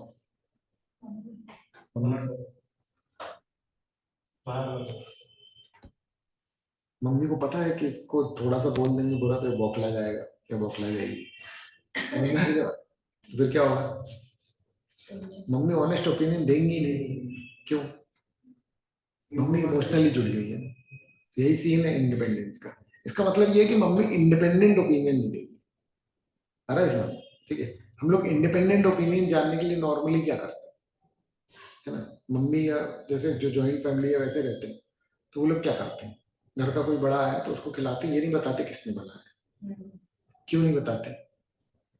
ताकि उसका ओपिनियन इंडिपेंडेंट। बता देंगे कि उसी की बीवी ने बनाया तो बोलेगा अच्छा बनाया, फिर वो बुरा बोल नहीं सकता। आ रहा है? क्लियर? तो हमको इंडिपेंडेंट ओपिनियन चाहिए, इसलिए हम क्या करते हैं, उसको बताते नहीं। तो पॉइंट ये है कि इंडिपेंडेंस का मीनिंग समझो। इंडिपेंडेंस का मतलब कि भैया ऑर्डर के सर पे कोई दबाव नहीं होना चाहिए जब वो अपना ओपिनियन एक्सप्रेस कर रहा हो। ठीक है, आपके ओपिनियन पर हजारों लाखों लोग भरोसा कर रहे हैं। अगर आपने किसी भी दबाव में आकर के ओपिनियन दिया, तो भैया वो सारे लोग जो आपके साइंड फाइनेंशियल पर भरोसा कर रहे हैं, उन सब पे भरोसे का क्या? क्लियर है? इसलिए इंडिपेंडेंस जो है, एक तो ऑडिटर के ऊपर मॉरल टाइप की जिम्मेदारी डाली, फिर हमने कहा नहीं है ऐसे, समझ में आ रहा है? चार्टर्ड अकाउंटेंट भी चोर हो सकता है, तो फिर क्या करना पड़ेगा, लीगल रूल्स डालने पड़ेगा। तो हमने हमने बोला कि भैया कंपनीज में ऐसी सारी सिचुएशंस को ब्लॉक करो जिसमें कि बंदा क्या है, कोई ऐसा चांस मिले कि भैया ये इंडिपेंडेंट नहीं। समझ में आ रही है बात? क्लियर है? तो क्या होगा ऐसे केस में, क्या होगा?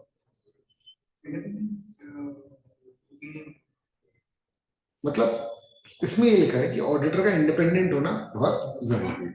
अरे ऐसा इंडिपेंडेंट नहीं है तो हम ऑडिट करने देंगे।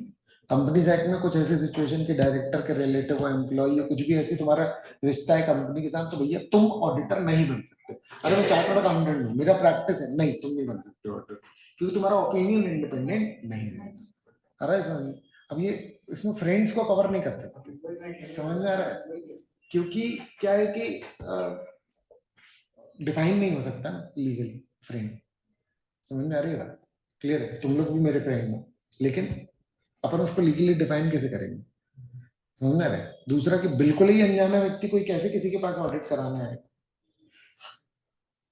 आ रहा है समझ में? क्लियर है? ठीक है ना? तो फिर वो वैसा हो जाता है ना? तो ये ह्यूमन रिलेशन को वैसे ध्यान में नहीं रख पाते, लेकिन क्या कर सकते हैं, अपनी लिमिटेशन है कानून की भी। ठीक है, इंडिपेंडेंस का मतलब ये है, judgement of a person is not subordinate to the wishes of direction of the other, ठीक है, जिसने उसको अपॉइंट किया है। तो इसका मतलब ये कि अपॉइंट ऑडिटर को ना क्लाइंट को करने देते हैं, समझ में आ रहा है? जेनरिक बात कर रहा हूँ कि कंपनी वाले खुद ही चुनते हैं ऑडिटर को, पर वो ऑडिटर, और हो सकता है कि वो किसी तरीके से दोस्त या ऐसे पहचान वाला हो, बट उसमें कुछ पर्टिकुलर क्राइटेरिया उनमें फिट हुआ तो इंडिपेंडेंस हिट होगी, मतलब उसको आप अपॉइंट नहीं कर सकते, रिलेशन में नहीं होना चाहिए, समझ में आ रहा है? कुछ रिलेशंस को ब्लॉक कर रखा है उसने। तो एंटिटी से इंडिपेंडेंट होनी चाहिए जिसका वो ऑडिट करने वाला है, ताकि वो ऑब्जेक्टिवली कर पाए। देखो मैं कुछ वर्ड्स को हाईलाइट कर रहा हूँ जो आपको पता होने चाहिए, आ रहा है समझ में? ठीक है ना? ये वर्ड्स आपको जरूर लिखने जब आप अपना आंसर लिखेंगे। लॉजिक तो आपको समझ में आ जाएगा, और एमसीक्यू भी इससे आपके सॉल्व हो जाएंगे, ट्रू फॉल्स भी हो जाएंगे, लेकिन जब सब्जेक्टिव आंसर आएंगे तो आपको ये ध्यान रखना है, जितनी लीगल टाइप की लैंग्वेज यूज करोगे उतना अच्छा रहेगा। ठीक है? अब मुझे लगता है कि अगर ट्रू फॉल्स भी आए तो कम से कम कितना 40 नंबर से ऊपर का पेपर कॉन्सेप्चुअल होगा, तो आपको समझना ही पड़ेगा, तो उतनी वैसी दिक्कत नहीं जाएगी। तो बाकी का जो 60 नंबर का पेपर है उसमें टेक्निकल लैंग्वेज यूज जरूर करना, ठीक है, और वो आपको समझ में भी आना चाहिए, तो उसके लिए, है ना? तो फॉर एग्जाम्पल एक बंदे ने अपने भाई से बोला जो सीए कि भैया मेरे अकाउंट्स का ऑडिट कर दे, तो क्या होगा? वो क्या सही से ऑडिट कर पाएगा? बिल्कुल नहीं कर पाएगा। आ रहा है समझ में? क्योंकि वो ब्रदर उसको इन्फ्लुएंस कर देगा। ठीक है? अच्छा, अनदर एग्जांपल लो। एक सीए ने एक कंपनी में पैसे इन्वेस्ट कर रखे हैं, समझ में आ रहा है? अगर वो उसमें जिसमें उसने पैसे इन्वेस्ट कर रखे हैं उसी कंपनी का ऑडिट करने जाएगा तो लॉस हुआ तो वो दिखाएगा ही। समझ में आ रही है बात? क्योंकि उसको लग रहा है कि अरे भैया जो वही कम हो जाएगा, मतलब समझ में आ रहा है? ठीक है ना? तो entity whose financial information is examined need not necessarily be profit oriented like in case of business. मतलब जिसका ऑडिट हो रहा है वो जरूरी नहीं कि प्रॉफिट में हो, प्रॉफिट मेकिंग में ना हो। अच्छा, एनजीओ या नॉट फॉर प्रॉफिट का भी ऑडिट हो सकता है, एलएलपी का ऑडिट हो सकता है, किसी का भी ऑडिट हो सकता है, ट्रस्ट का भी हो सकता है। समझ में आ रही है बात? क्लियर है? हम अकाउंट्स की ऑनेस्टी चेक करने जा रहे हैं, हमको क्या लेना देना कोई एंटिटी प्रॉफिट में है कि नहीं। जो ट्रांजेक्शन कर रहे हो वो दिखा रहे हो फाइनेंशियल बुक्स में तो फिर ठीक है, यही तो चेक करने आ रहा है ऑडिटर। उसको क्या मतलब तुमको प्रॉफिट हुआ हो या ना हो? पर्पस क्या है? ओपिनियन एक्सप्रेस करना, टू एक्सप्रेस एन ओपिनियन। आ रहा है समझ में? ठीक है ना? तो preparation presentation of financial statement किसकी रिस्पॉन्सिबिलिटी है? मैनेजमेंट। देखो ऑडिटर अकाउंट बनाने नहीं जा रहा है, चेक करने जा रहा है। देखो एक चीज समझना, प्रैक्टिकली जो ऑडिट चलते हैं ना थोड़े से डिफरेंट चलते हैं, इसलिए एकदम से ऐसे मत हो जाना। क्लियर है? लोकल लेवल पर जो ऑडिटर्स हैं वो बहुत सारे कुछ कुछ एकदम ऐसे नहीं चलते, पर बड़े लेवल पे जब भी है ना बिल्कुल प्रोफेशनली चलता है। अकाउंट्स बनाने नहीं आता है ऑडिटर। ऑडिटर क्या करने आ रहा है? चेक करने आ रहा है और ओपिनियन देने आ रहा है। जब ऑडिटर चेक करने जाता है तब अकाउंट्स एकदम पूरे बने भी नहीं होते। अरे हाँ, ठीक है ना? मतलब कि वो ड्राफ्ट टाइप के होते हैं। ठीक है? प्रैक्टिकली कभी कुछ गलतियां हैं तो वो तुम ठीक करा दो, कुछ अमाउंट ठीक होते हैं उसके बाद फाइनलाइज होते हैं। ठीक है? तो पॉइंट ये है कि जितने तुम्हारे लेजर वेजर हैं उसके हिसाब से तुम दिखा रहे हो। मतलब भाई तुम्हारा फाइनेंशियल स्टेटमेंट जो आ रहा है उसकी बैकिंग क्या है? लेजर। लेजर की बैकिंग क्या है? जर्नी। जर्नी की बैकिंग क्या है? वो जो वाउचर्स है। ये पूरी ट्रेल कंप्लीट होनी चाहिए। समझ में आ रहा है? आपको एक ऑडिट ट्रेल करके एक नया टॉपिक जो है इंक्लूड हुआ है। ठीक है ना? तो एविडेंस होना चाहिए हर चीज का। हर चीज का क्या होना चाहिए? एविडेंस। और कोई भी चीज ओमिटेड नहीं होनी चाहिए। मतलब ऐसा नहीं कि कोई चीज छूट रही है, क्योंकि नहीं दिखाना भी गड़बड़ है, ज्यादा दिखाना भी गड़बड़ है। भाई 2 रुपए का ट्रांजेक्शन किया तो 2 ही दिखाओ ना, 1 दिखाओ ना 4 दिखाओ। अरे समझ में? ठीक है? इसमें क्या हो सकता है? देखो ऐसा नहीं है कि फ्रॉड ही करके गलत दिखाएंगे, हो सकता है कि उनका अकाउंटिंग का सिस्टम ही अच्छा नहीं है। तो फिर क्या हो रहा है? भैया वो ट्रांजेक्शन तो रिकॉर्ड कर ले रहे, डेप्रिसिएशन कर ही नहीं पा रहे, क्योंकि असेसमेंट का उनके पास कोई चारा ही नहीं है, कोई तरीका ही नहीं है, कोई अकाउंटेंट रख ही नहीं रखा, चार्टर्ड अकाउंटेंट कोई ओपिनियन लेते ही नहीं। आ रहा है ये समझ में? फिर इंफॉर्मेशन जो है वो क्या होनी चाहिए? अरे समझ में? ठीक है ना? अच्छा, financial statement properly classified discuss. अच्छा यहाँ जो है ना एक मैटर अलग है। अभी अपन लोग बात कर रहे हैं, एक तो अपना मेन फोकस है कि अमाउंट सही आना चाहिए, दूसरा अपना मेन फोकस है कि भैया समझ में भी तो आना चाहिए उसका प्रेजेंटेशन। अगर मान लो मैंने ग्रुपिंग गलत कर दी, समझ में आ रहा है? सोचो मैंने डायरेक्ट एक्सपेंस जो है इनडायरेक्ट के साथ मिक्स कर दिए, तो अकाउंट से वो आपको प्रॉपर इन्फॉर्मेशन नहीं दे पाए। सोचो आपका खर्चा मैन्युफैक्चरिंग में अलग हो रहा है और सेल्स मार्केटिंग में अलग हो रहा है, समझ में आ रहा है? मान लो मैं मर्ज कर दूं तो क्या होगा? आपको यही समझ नहीं पाएगा कि प्रोडक्ट बनने में कितना खर्चा लगा और एक्स्ट्रा कितना खर्चा लगा। समझ में आ रहा है? इसलिए क्लासिफिकेशन भी इंपॉर्टेंट है। ये बस इंपॉर्टेंट नहीं है कि 10 रुपए का खर्चा किया तो 10 रुपए दिखाओ, सही हेड में दिखाओ। अरे सर किस चीज के लिए खर्चा किया? अकाउंटिंग पूरी होती है इन्फॉर्मेशन के लिए। इन्फॉर्मेशन सही नहीं है तो ऑडिटर जो है वो ट्रू एंड फेयर ओपिनियन पे अपना, वो ट्रू एंड फेयर नहीं बोलेगा, वो मॉडिफाइड ओपिनियन दे देगा। समझ में आ रही है ये बात? क्लियर है क्या? स्पीड कम करनी है या कुछ ऐसा करना है तो मुझे बता दो, क्योंकि अपना कवर करना है ना बहुत सारा मॉड्यूल उठाना, मतलब टास्क हो जाता है। Interdisciplinary nature of auditing. Auditor को, अब देखो क्या होता है ना भाई, समझो मैं ऑडिट करने जा रहा हूँ ना, अब मैंने अभी तुम्हें नासा का एग्जांपल दिया, समझ में, तो मुझे ये भी समझ में आना चाहिए कि यार वो अगर अपने सैटेलाइट का वैल्यू 400 करोड़ कर रहा है, मुझे टेक्निकलिटी नहीं पता, समझ में आ रहा है, लेकिन मैं ये कहीं ना कहीं किसी तरीके से पता लगा लूँ कि भैया वो 400 करोड़ का रीजनेबली कैसे आप वैल्यू कर रहे हैं। आ रहा है समझ में? क्लियर है? आपने जो मटेरियल खरीदा वो कितने का था, समझ में आ रहा है? जो उसमें लगाया उसमें कितने आवर्स लगे, मतलब समझ रहे हो सकता है मैं उस मटेरियल को ना समझूं जो कि उसमें लगा हुआ है, बट मैं ये समझ सकता हूँ कि वो रेयर है और वो महंगा होगा। समझ में आ रही है बात? क्लियर है ना? ठीक है ना? तो इसके लिए हम क्या करते हैं, आप समझो, एक्चुअल बोल रहा हूँ मैं, ये जो एग्जांपल दिया ना ये हवाबाई नहीं, बिल्कुल रियल एग्जांपल हो। समझ में आ रहा है ना? और मतलब नासा भले ही गवर्नमेंट एंटिटी, उनका भी ऑडिट होता है, तो अगर उनका ऑडिट हुआ है तो ये बात उनकी ऑडिट रिपोर्ट में क्लियरली लिखी होगी कि भैया इनके इतने एसेट हैं, इतने दिखा रहे हैं। अब वो कोई ऐसी लिस्टेड एंट्री तो है नहीं जिसपे कि लोग शेयर वेयर लगा रहे हैं, लेकिन भाई गवर्नमेंट को तो पता होना चाहिए ना कि कितनी वैल्यू की चीजें इनके पास है। समझ में रहे? तो आजकल तो गवर्नमेंट एंटिटीज को भी क्या कर देते हैं, लिस्ट विस्ट तो कर ही देते हैं, LIC लिस्टेड है, रेलवे लिस्टेड है, IRCTC। समझ में आ रहा है क्या? ठीक है, चलो। तो ऑडिटर जो है उसको सिर्फ ऑडिट, ऐसा नहीं कि ऑडिट पढ़ लिया तो ऑडिट बन जाएगा। तुम ऑडिट क्या क्या करने जा रहे हो? अकाउंट तो तुम्हें किसका पता होना चाहिए? अकाउंट तुम ये चेक करने जा रहे हो कि एंट्री सही पास की कि नहीं की, तो सिर्फ ऑडिट पढ़ के कर लोगे कि अकाउंटिंग करनी पड़ेगी? अकाउंट्स में मास्टर होना पड़ेगा तुम। उसके अलावा तुम क्या चेक कर रहे हो? तुम्हें कंपनी चेक के हिसाब से अपॉइंट किया गया, तो कंपनी लॉ के कंप्लायंसेस भी तो तुमको देखने पड़ जाएंगे। आ रहा है समझ में?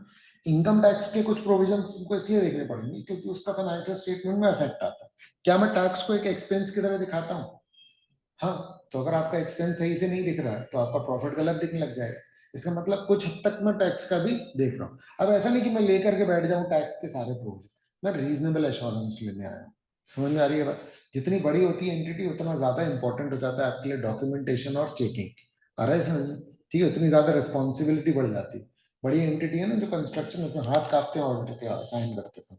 आ रहा है समझ में कि क्या पता ट्रू एंड फेयर है कि नहीं? क्लियर है? कंस्ट्रक्शन में बहुत ऑर्गेनाइज वैसा नहीं हो सकता ना।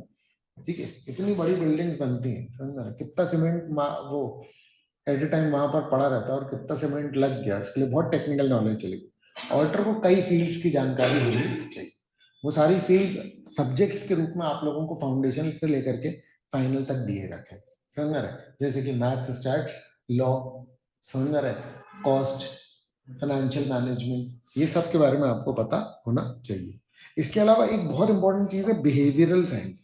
समझ में आ रहा है? ठीक है। अच्छा, आपको ना इकोनॉमिक्स का पता होना चाहिए। क्यों? क्योंकि इकोनॉमिक्स के बल पे ही लोग ये डिसीजन लेते हैं कि भाई प्रॉफिट मेकिंग होगा या नहीं होगा। समझ रहे हो? सारी मार्केटिंग एक्चुअली में कहाँ पर छुपी हुई है? इकोनॉमिक्स में। समझ में आ रहा है? मार्केटिंग जो एक्सटेंशन है ना वो इकोनॉमिक्स का है। अकाउंट्स क्या है कि भैया जो ट्रांजेक्शन है उसको रिकॉर्ड करना है। आ रहा है समझ? इकोनॉमिक्स क्या है, क्या करूं फ्यूचर में। समझ में आ रहा है ना? ठीक है ना? तो मुझे ये देखो, accountancy, law, behavioural science, stats, economics, financial management, ये देख रहे हो ये क्या लिखा हुआ है? बिल्कुल प्रैक्टिकली जब जाते हैं ना तब तो भैया टैक्ट इंपॉर्टेंट हो जाता है, आपकी पर्सनालिटी मैटर कर जाती है। समझ में आ रहा है? मतलब सोचो तुमने क्लाइंट से बोला कि हाँ ये वाली बुक्स देना, वो कह रहा है दे रहे हैं, शाम तक दे रहे हैं। अरे समझ में? और लास्ट टाइम पे वही क्या करने लग जाएगा, वही बोलने लग जाएगा कि अरे तुमने लेट कर दिया। समझ आ रही है बात? तो फिर आपको ये सब ध्यान में रखना पड़ेगा कि आपके पास टाइम कम होता है और चेकिंग ज्यादा करनी होती है, दिमाग ज्यादा लगाना होता है क्योंकि कम टाइम में बहुत कुछ चेक करना होता है। समझ में आ रहा है? इसमें मेहनत, हार्डवर्क से ज्यादा क्या होता है, आपका इंटेलेक्ट काम कर सकता है। Since audit of financial statement concern with financial information, a sound knowledge of accounting principle is fundamental requirement for an auditor to conduct audit and express an opinion. Similarly, ठीक है, क्या बोल रहे हैं? Good knowledge of business laws and various taxation laws helps the auditor to understand financial statement in better way with applicable laws. ठीक है, मतलब business का भी नॉलेज उसको लेना पड़ेगा। क्लियर है कि बिजनेस कैसे करते हो। इसलिए हर ऑडिट में पहले जाकर के हम क्लाइंट से पूछते हैं भैया बिजनेस कैसे कर रहे हो, कहाँ कहाँ बिजनेस है तुम्हारा। क्लियर है, क्योंकि फाइनेंशियल स्टेटमेंट उसके बिजनेस के इनकम और एक्सपेंसेस का लेखा जोखा है। आ रहा है समझ? जब तक मैं क्लाइंट से बात करके उसके बिजनेस का नॉलेज नहीं लूंगा, मुझे ना वॉल्यूम का अंदाजा लगेगा ना कुछ।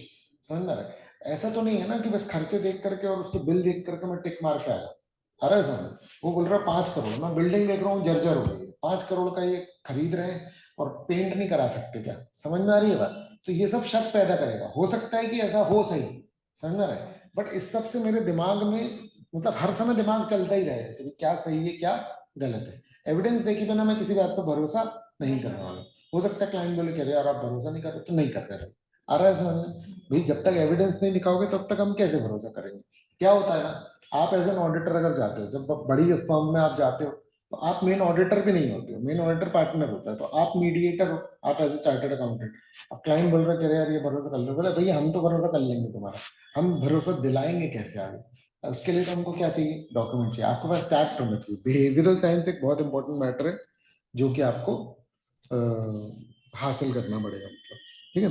अच्छा, मैं 100% चेकिंग नहीं करता, मैं क्या करता हूँ, सैंपल चेकिंग करता हूँ। तो यहाँ पर क्या हो गया, स्टैट्स काम आ गया, ठीक है ना। इकोनॉमिक्स अगर आपको समझ में आएगा तो आप समझ पाओगे कि ये देखो इकोनॉमिक्स, इकोनॉमी में डाउन टाइम चल रहा है। जैसे अभी पिछले साल में कंपनीज को बहुत हैवी हैवी प्रॉफिट, समझ में आ रहा है? क्यों? क्योंकि उसके पिछले साल बहुत कम थे, तो इस साल डबल का सेल हुई होगी कोरोना के कारण। समझ में आ रहा है? तो क्या होगा, अगर मान लो कि एकदम कम प्रॉफिट हुआ तो क्या होगा, सॉरी, मान लो कि पिछले साल एकदम से बहुत तेज प्रॉफिट हुआ, समझ में आ रहा है? तो मेरे दिमाग में ये हो गया ना कि भैया पता नहीं यार सही है कि नहीं। लेकिन मैं अगर इकोनॉमी को देख रहा हूँ, मेरे को लग रहा है कि अरे हाँ यार पिछले साल तो बहुत लॉस था, और पिछले साल इकोनॉमी भी डाउन थी, इस बार तो सारा कुछ खुल गया है, और गवर्नमेंट ने ये वाला इस पे बैन हटाया था, तो हाँ इनकी सेल जो बढ़ी हुई है वो जस्टिफाइड हो सकती है। आप पॉइंट, नॉलेज ने आपका क्या कर दिया, यहाँ पर अश्योरेंस क्रिएट कर दिया अच्छा खासा। समझ में आ रहा है? ठीक है ना। तो ये देखो, ऑडिटिंग और अकाउंटिंग के बारे में तो आपको पता ही होना चाहिए। उसके अलावा लॉ के बारे में पता होना चाहिए, क्योंकि बहुत सारे कंप्लाइंस आपको देखने, 100% नहीं देखने। लॉ के वो कंप्लाइंसेस जो फाइनेंशियल स्टेटमेंट से जिनका लेना देना है। आ रहा है समझ में? ठीक है, बाकी क्योंकि आप कंपनीज एक्ट से अपॉइंट होते हैं ना, कुछ कंपनीज एक्ट की बातें आपको अलग से बोल देता है, यार ये देख लेना डायरेक्टर का अपॉइंटमेंट, उनका इसका फाइनेंशियल स्टेटमेंट से क्या लेना देना। तो कंपनीज एक्ट बोल रहा है यार हमने कह रहा ना अपॉइंट तुमको, तो फिर तुम क्या करोगे, तो ये देगी। आ रहा है समझ में? तो वो एक आध दो चीजें एक्स्ट्रा को देख लेता है। अदरवाइज ये सब डायरेक्टर का अपॉइंटमेंट, ये सब किसका काम होगा, सीएस वाले ऑडिट, वो भी बड़ी कंपनीज में। क्लियर है क्या? इकोनॉमिक्स का नॉलेज होना चाहिए, बिहेवियरल साइंस का नॉलेज तो होना ही चाहिए। पता चला कि कोई गुत्ता बैठा है, तुमने उसको कर दिया, उसने तुमको ऐसा डेटा दिया कि तुम जूझते रह गए, ऑडिट का टाइम निकल गया। आप पॉइंट समझ रहे हो? बिहेवियरल साइंस भी बहुत ज्यादा जरूरी है, आप लोगों की ईगो पे वार नहीं कर सकते। समझ में आ रहा है? आपका ऑडिट करना भी क्या हो जाएगा, दूबर हो जाएगा। समझ में आ रहा है? आपकी पोजीशन अच्छी है, लेकिन इसका ये मतलब नहीं कि एटीट्यूड दिखाते पूरा। समझ में आ रहा है? क्लियर है ना? आपकी पोजीशन पावर की है, लेकिन वो व्यवहार में रिफ्लेक्ट होगी तो फिर थोड़ा सा गड़बड़ होगा। आप दृढ़ रहो, आप एकदम ऐसे फैल मत जाओ कह रहे हाँ हाँ हाँ सर सर सर सर, ये मत करो, लेकिन डिसरिस्पेक्ट भी नहीं होनी चाहिए। समझ में आ रही है बात? You have to be very professional, एक सिंपल वर्ड है प्रोफेशनल। अरे सर प्रोडक्शन का आपको नॉलेज होना चाहिए, क्योंकि आपको फिर वेस्टेज और इन सब का होगा। मैंने एक ऑडिट किया था जिसमें 20 करोड़ तो साल का वेस्ट का सेल होता था। अरे सर हाँ, स्क्रैप सेल 20 करोड़ का होता था, क्योंकि वो कूलर मैन्युफैक्चरिंग कंपनी थी। तो कॉपर कॉपर इतना कॉपर का वेस्ट निकलता था कि जो 20 करोड़ तक में बिक जाता था। अरे सर ठीक है ना। तो ऐसा फाइनेंशियल मैनेजमेंट का आपको नॉलेज होना चाहिए, इससे आपको पूरे बोरोइंग्स और उन सब का अंदाजा लग जाएगा। डेटा प्रोसेसिंग, क्योंकि बहुत सारी एंटिटीज आज की डेट में क्या करने वाली है, क्या कर रही है, ऑनलाइन कोई कोई ना कोई सॉफ्टवेयर यूज करते हैं। आपको इसलिए एक टॉपिक ऐड हुआ है इस बार, मतलब ओल्ड और न्यू में, डिजिटल ऑडिट करके, छोटा सा ज्यादा नहीं, पर डिजिटल ऑडिट करके हुआ है। स्टैट्स और मैथ्स का आपको नॉलेज होना चाहिए। स्टैट्स के हिसाब से पूरी सैम्पलिंग वैम्पलिंग होती है, जो सैम्पलिंग आप लोगों ने किया था उसका प्रैक्टिकल रिलेवेंस इस ऑडिट में।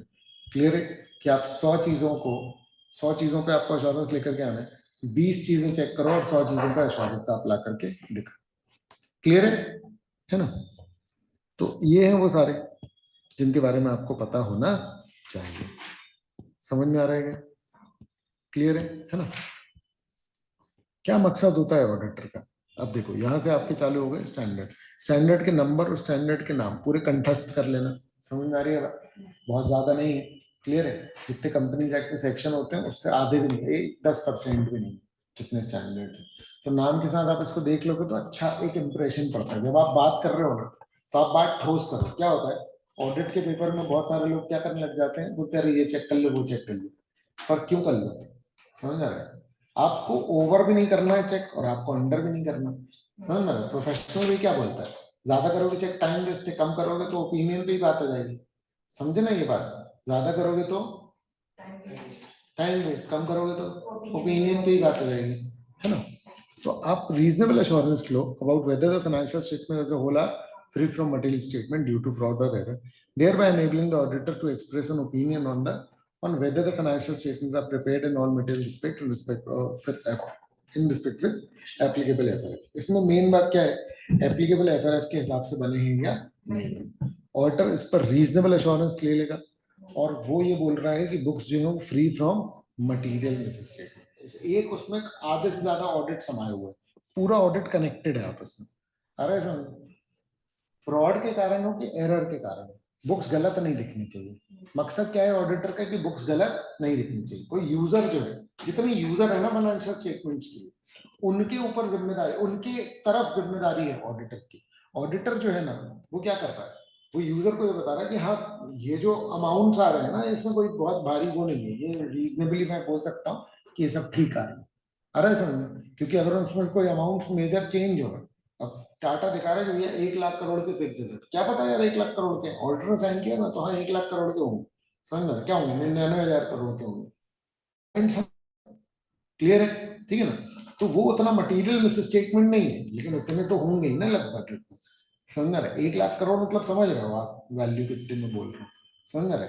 और है एक्चुअल में इतने, टाटा स्टील इन सबकी बैलेंस शीट देखो 50-50 हजार करोड़ की वैल्यूएशन है। एक ऑडिटर नहीं करता, बहुत सारी एंटिटीज उनकी जितनी ब्रांचेस होती है ना उतने प्रकार से सैकड़ों ऑडिटर्स जो है वो इन्वॉल्व होते हैं।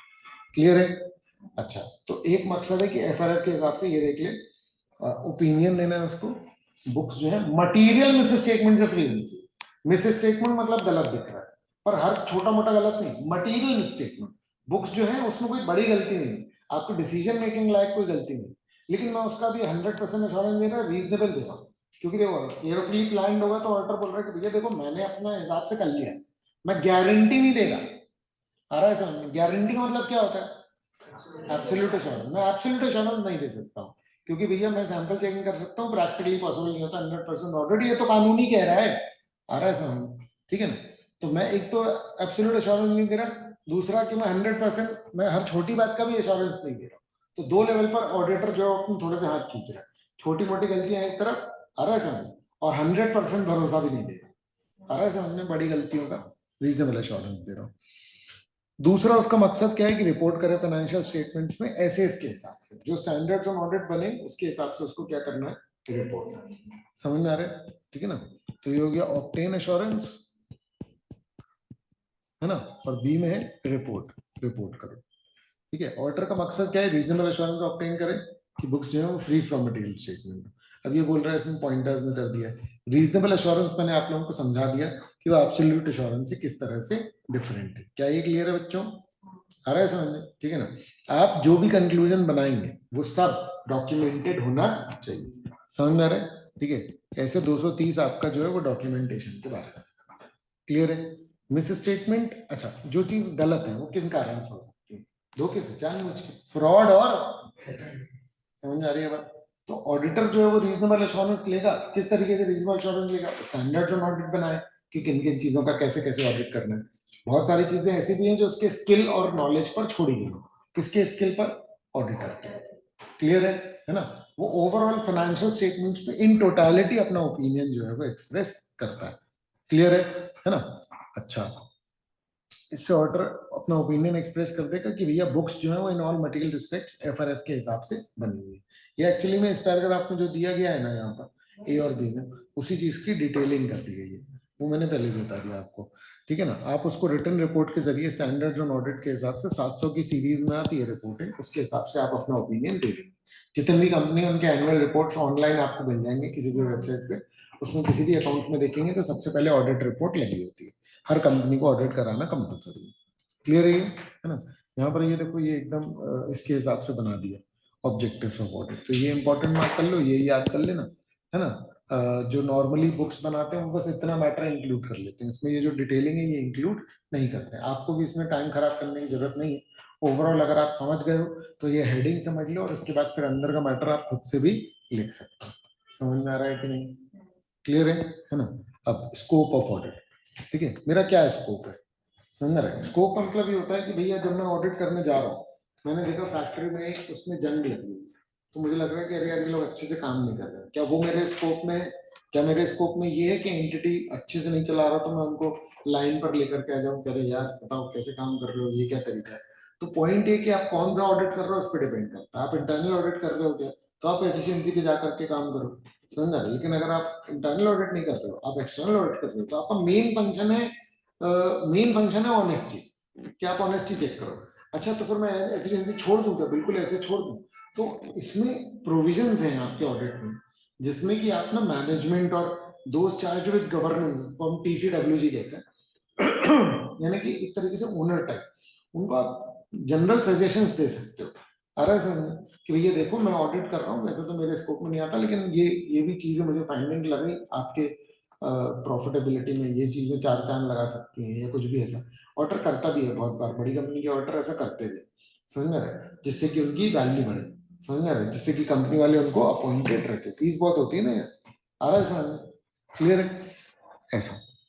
तो स्कोप क्या है, एक तो सबसे मेन होता है एफआरएफ, यानी कि जैसे नॉर्मल जो कंपनीज है उनको वो शेड्यूल 3 फॉलो करना पड़ जाता है, तो वो जो है वो किसके हिसाब से, कंपनीज एक्ट के हिसाब से, वो उनके स्कोप में आता है। देखो ज्यादातर केसेस में क्या होता है, कंपनी वाले ही अच्छे से बना लेते हैं, अरे समझ, लेकिन एक बायसनेस रहती है कंपनी वालों के उसमें कि यार नहीं प्रॉफिट थोड़ा सा ज्यादा दिखा लें, अरे समझ, तो प्रॉफिट हमारा पिछले बार से थोड़ा सा ज्यादा दिखना चाहिए। ऑडिटर को इन बातों पर क्या करना पड़ेगा, थोड़ा सा ध्यान रखना पड़ेगा, आ रहा है समझ, ठीक है ना। तो पर्पस ऑडिट का क्या है, to enhance the degree of confidence, ठीक है। कोई भी हो, शेयर होल्डर हो, एम्प्लॉय हो, कस्टमर हो, गवर्नमेंट हो, रेगुलेटरी अथॉरिटी हो, बैंकर, जो यूज कर रहा है उसको एक उसका कॉन्फिडेंस बढ़ जाए, आ रहा है समझ। ये काम कौन कर रहा है, ऑडिटर, ये स्कोप में आ रहा है इसके। क्लियर है क्या, ठीक है ना। एफआरएफ के हिसाब से बन रहे हैं, ये उसका मकसद है, और कंपनीज एक्ट के शेड्यूल 3 के हिसाब से बन रहे हैं। क्लियर है। हमारे यहाँ का फ्रेमवर्क क्या है, financial reporting framework, companies act का शेड्यूल, जितनी कंपनीज हैं वो इसको फॉलो करेंगे, है ना। अच्छा, following points are included in the scope of audit of financial statement. सबसे पहले तो एंटिटी के सारे एस्पेक्ट्स को कवर करना, ठीक है ना। तो फाइनेंशियल स्टेटमेंट्स के सारे एस्पेक्ट्स को आप कवर करेंगे, मतलब कि कुछ नहीं, मतलब हर अमाउंट देख रहे हैं आप और हर तरीके से आपने इसको इंश्योर कर लिया। दूसरा, reliability and sufficiency of information. देखो समझो, मैं जाकर के देख रहा हूँ कि भैया ये वाला लेजर सही है कि नहीं एम्प्लॉय का, मैं गया एचआर के पास, मैंने कहा हाँ बस बस बहुत बढ़िया, मैंने कहा एचआर की शक्ल इतनी इनोसेंट है कि ये चोरी कर ही नहीं सकता, ये सब मत करो, आ रहा है सामने, सबूत देखो, पूरा अपना प्रोसीजर लगाओ, क्योंकि स्टैंडर्ड्स ऑन ऑडिट बोलते हैं कि मिनिमम प्रोसीजर, कल को ये थोड़ी लिखो कि डॉक्यूमेंट के एचआर की शक्ल इनोसेंट थी इस कारण से उसका फ्रॉड नहीं कर सकता, समझ में आ रहा है। तो फिर आपको क्या करना पड़ेगा, आपको रीजनेबल प्रोसीजर्स लगा करके चेक करना पड़ेगा, समझ में आ रहा है कि भैया कुछ रैंडम एम्प्लॉयज के आपने चेक कर लिए, कुछ रैंडम एम्प्लॉयज आपने ये चेक कर लिए कि हैं भी कि नहीं, समझ में आ रहा है, ठीक है। नकली एम्प्लॉयज तो नहीं दिखा रखे हैं, ठीक है, जो एक्चुअल एम्प्लॉयज है वही दिखा रखे हैं। एक्चुअल ऑडिट में आप जाओगे ना, बहुत गहराई से होती है ये सब चीजें, आपको बिल्कुल ब्रॉडर घूमना पड़ रहा है इसको। क्लियर है, ठीक है।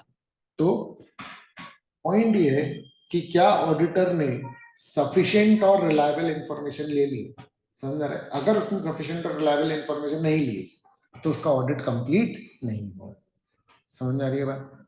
पूरी इंफॉर्मेशन जब तक वो ना ले ले, सफिशिएंट वर्ड लिखा हुआ है, इसमें ऐसा कोई नंबर नहीं है 10 सैंपल चेक कर लेना, 25 सैंपल कर लेना, 100 सैंपल कर लेना, ऐसा कोई नंबर नहीं। हो सकता है कि 100 में भी सेटिस्फेक्शन ना आ जाए, हो सकता है कि 20 में सेटिस्फेक्शन आ जाए। सफिशिएंट वर्ड है, सब्जेक्ट है, ये कौन तय करेगा, ऑडिटर। ये सब किस बेसिस पे तय करेगा? भाई वहां के सिस्टम्स देख करके, कितने अच्छे सिस्टम्स है, कितने ऑर्गेनाइज है। जितना ऑर्गेनाइज रहेगा, जितने इंटरनल कंट्रोल अच्छे हैं, जितने सिस्टम्स अच्छे हैं, उतने कम सैंपल में अश्योरेंस आ जाएगा। जितने सिस्टम्स खराब है उतने ज्यादा अश्योरेंस। अब जितने सैंपल निकाले उसमें से एक दो गलत निकल गए तो अब भैया मेरे को लग रहा पता नहीं कितने गलत है साले, और देख लूंगा। समझ में आ रही है बात? इस तरीके से ऑडिटर का जो स्कोप होता है ना, वो लिमिटेड नहीं होता। समझ में आ रहा है? वो वेरिएबल होता है। वो किसी भी ऑडिट में एकदम से बढ़ सकता है, किसी भी ऑडिट में एकदम से क्या हो सकता है, कम। आ रहा है समझ में? कोई स्टैंडर्ड वो नहीं है कि आप इस ऑडिट में जाकर के इतने दिन में इतना इतना चेक करोगे, ऐसा कुछ भी फिक्स्ड नहीं होता। क्लियर है? क्लियर है? बताओ। ठीक है? ठीक है ना?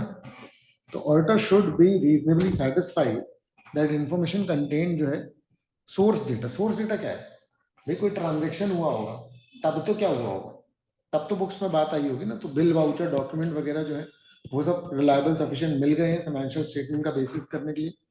ठीक है? क्लियर है ना? अच्छा, proper disclosure of financial information. Auditor जो है वो क्या डिसाइड करेगा, और कि रेलेवेंट इंफॉर्मेशन जो प्रॉपरली डिस्क्लोज की गई। आ रहा है समझ? जो लोग यूजर है, यूजर के एंड से देखा, यूजर को समझ में आएगा कि, और उसका यूजर से भी उतना वैसा नहीं रहता, क्योंकि जैसे कंपनीज एक्ट वो बोल रहा है कि नहीं देखो यूजर के लिए ही अच्छा, तो हम बोलेंगे हाँ चलो कंपनीज एक्ट के हिसाब से बनाया कि नहीं, उनने देख लिया यूजर के लिए क्या अच्छा। समझ में आ रहा है? कभी ऐसा मौका भी आ सकता है कि ऑडिटर को कुछ और लग रहा है जो लॉ में लिखा है उससे अलग, उसको लग रहा है कि यार यूजर को ये बात पता लगनी चाहिए, कानून में तो इस बारे में कुछ नहीं है। ये यूनिक सिचुएशन हो जाती है। तो इसमें होगा कहीं, या तो फिर आगे होगा उसके बारे में। ठीक है ना? अभी इसमें यही बोल रहा है कि कंपनीज एक्ट के हिसाब से बना लो। अभी अपन किसी एक स्टैंडर्ड में पहुंचेंगे जिसमें कि ये वाली बात जो है वो की गई। क्लियर है ना? अच्छा, मैनेजमेंट बनाएगा। रिस्पॉन्सिबिलिटी किसकी है फाइनेंशियल स्टेटमेंट्स की? मैनेजमेंट की। सारी पॉलिसीज चूज करने की रिस्पॉन्सिबिलिटी किसकी है? मैनेजमेंट की, है ना? ऑडिटर क्या करेगा? इवैल्यूएट करेगा कि भैया तुमने जो सिलेक्शन किया वो AS1 के हिसाब से किया कि नहीं किया। आ रहा है समझ में? ठीक है ना? अच्छा, कंसिस्टेंसी आपको पता है ना, basic 3 fundamental accounting assumptions, going concern, accrual और कंसिस्टेंसी। ये तो भैया ये तो सबसे मेन है। इनमें कोई लफड़ा नहीं होना चाहिए, पॉलिसी हर साल सेम होनी चाहिए। उसमें डिफरेंस आया तो उसका बहुत बड़ा डिस्क्लोजर लगता है। आ रहा है समझ में? ठीक है ना? ओके। तो when purchase and sales are reflected, they are the example of historic. मतलब पूरे अकाउंट्स कैसे बनते हैं? अकाउंट से हिस्टोरिकल फाइनेंशियल इंफॉर्मेशन जो हो चुका है उसके बारे में होता है, फ्यूचर के बारे में थोड़ी होता है। जो हो चुका है उसके बारे में होता है। आ रहा है समझ में? क्लियर है? ठीक है ना? तो ये अपन कल कर लेंगे। Scope of audit, audit does not include. थोड़ा बहुत लेट हो जाए तो चलेगा क्या? 8 बजे से स्टार्ट, 5, 8, 10 ऐसे, है ना? 8 बजे तक तो अपन लोग खींच लेंगे, चलेगा ना? कोई दिक्कत तुमको है? नहीं नहीं, आज की बात नहीं कर रहा हूँ, इन जनरल कभी अपन जैसे कोई टॉपिक डिस्कस कर रहे हैं जैसे। चलो अभी तो ओवर कर रहे हैं। आज तो खैर मुझे भी आना है।